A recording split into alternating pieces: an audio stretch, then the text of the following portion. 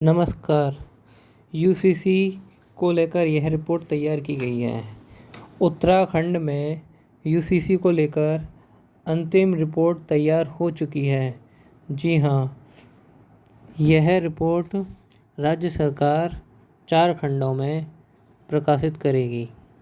UCC की यह जो रिपोर्ट है, यह वेबसाइट एवं मोबाइल ऐप के माध्यम से भी प्रकाशित की जाएगी। उत्तराखंड में यूसीसी लागू करने से क्या हैं फ़ायदे? सुप्रीम कोर्ट ने सर्वप्रथम कई बार सरकार को और केंद्र सरकार को यह रिपोर्ट लागू करने के लिए निर्देश दिए हैं, लेकिन अभी कुछ राज्यों में जैसे उत्तराखंड में सर्वप्रथम इसको लागू किया जा रहा है। उत्तराखंड के मुख्यमंत्री पुष्कर धामी ने यह घोषणा की है कि यूसीसी को 9 नवंबर से पहले लागू कर दिया जाएगा। 9 नवंबर की तारीख इसलिए विशेष है क्योंकि उत्तराखंड की स्थापना 9 नवंबर को की गई थी। जी हाँ, 9 नवंबर को उत्तराखंड को उत्तर प्रदेश मतलब यूपी से अलग करके अलग राज्य उत्तराखंड बनाया गया था। इससे पहले उत्तराखंड और यूपी दोनों एक ही राज्य थे जिसका नाम उत्तरांचल प्रदेश था। अब आते हैं यूसीसी पर। यूसीसी से क्या फ़ायदा होने वाले हैं? पहले नंबर, जनसंख्या पर नियंत्रण, अर्थात जनसंख्या पर वृद्धि पर लगाम लगेगी। दूसरा, एक से अधिक शादियों पर भी लगाम लगेगी।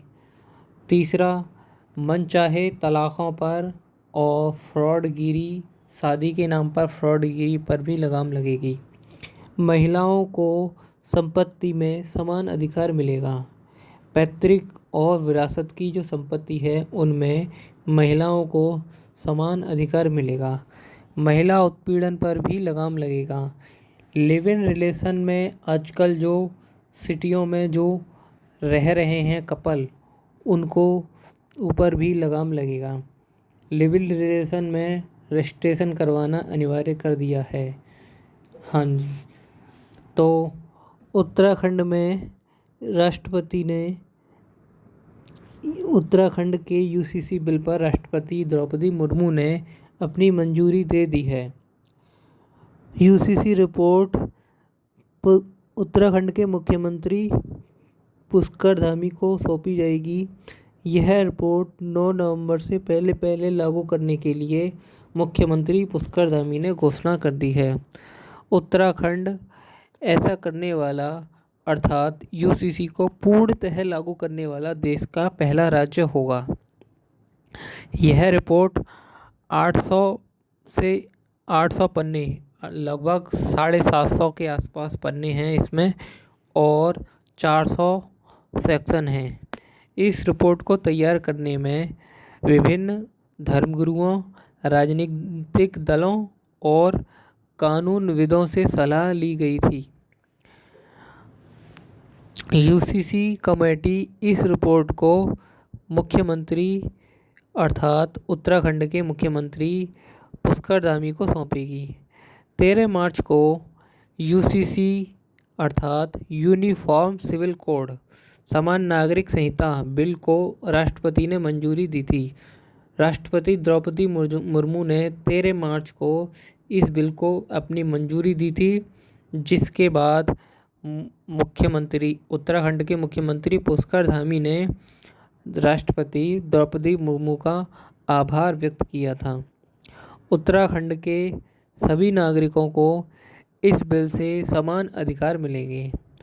मुख्यमंत्री ने अर्थात उत्तराखंड के मुख्यमंत्री पुष्कर धामी ने 6 फरवरी को विधानसभा में यह बिल अर्थात यूनिफॉर्म सिविल कोड बिल पेश किया था एवं उत्तराखंड की विधानसभा में 7 फरवरी को यूनिफॉर्म सिविल कोड अर्थात यूसीसी का बिल ध्वनि मत से पास हुआ था, अर्थात बहुत बहुमत से पास किया गया था। अर्थात इसमें इस बिल के समर्थन में अधिकांश विधायक थे और अधिकांश विधायकों ने इस बिल के समर्थन में अपने हस्ताक्षर किए। ड्राफ्ट में लगभग 2.5 लाख सुझाव शामिल किए गए थे और लगभग 80 से अधिक पब्लिक मीटिंग्स की गई, जनता से मुलाकात की गई। सुप्रीम कोर्ट ने कई बार यूसीसी को लागू करने के लिए केंद्र सरकार को निर्देश दिए, परंतु क्षेत्रीय विरोधों के चलते इसको केंद्र सरकार लागू करने में समर्थ नहीं हो पाई। अब उत्तराखंड में यह यूसीसी का बिल 4 खंडों में प्रकाशित किया जाएगा। आम जनता के लिए यह सरल व्यवस्था बनाई गई है। इस बिल में मोबाइल ऐप एवं वेबसाइट पर भी यह जानकारी अपलोड की जाएगी। विवाह का पंजीकरण, लिव इन रिलेशन का पंजीकरण और वसीयत आदि की जानकारी का रजिस्ट्रेशन यूसीसी की वेबसाइट पर एवं मोबाइल से दर्ज की जा सकेगी। उत्तराखंड में अब इस बिल अर्थात यूनिफॉर्म सिविल कोड बिल के तहत कोई भी दंपत्ति अर्थात कोई भी व्यक्ति एक समय पर एक से अधिक शादी नहीं कर सकता। अगर वह ऐसा करता है तो यह कानूनी रूप से जुर्म माना जाएगा, कानूनी अपराध माना जाएगा और उसके बदले उसे सज़ा मिलेगी। एवं एक अगर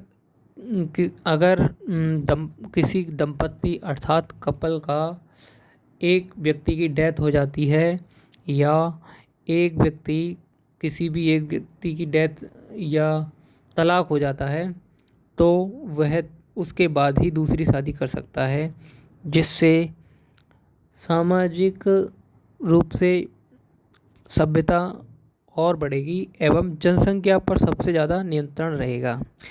लिव इन रिलेशन में जो लोग रह रहे हैं उनको रजिस्ट्रेशन कराना बहुत ही अनिवार्य होगा। अगर रजिस्ट्रेशन नहीं कराते हैं तो उन्हें 6 माह की जेल का प्रावधान है।